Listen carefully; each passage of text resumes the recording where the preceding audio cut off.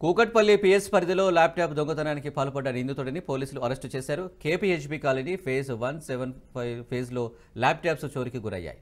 విద్యార్థులు నిద్రపోతున్న సమయంలో దొంగతనానికి పాల్పడ్డాడు జీవ గణేష్ అనే వ్యక్తి. గణేష్ వద్ద మొత్తం 6 ల్యాప్టాప్స్, సెల్ ఫోన్స్ స్వాధీనం చేసుకున్నారు.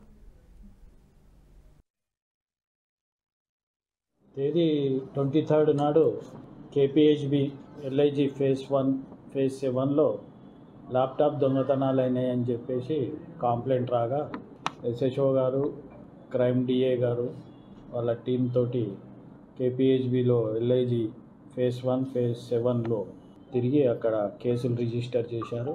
ఈ స్టూడెంట్స్ ఇల్లు తీసుకొని ఇండివిజువల్గా డోర్స్ తెరుచుకొని నిద్రపోతున్న సమయంలో ఈ ల్యాప్టాప్స్ దొంగతనం చేశారు.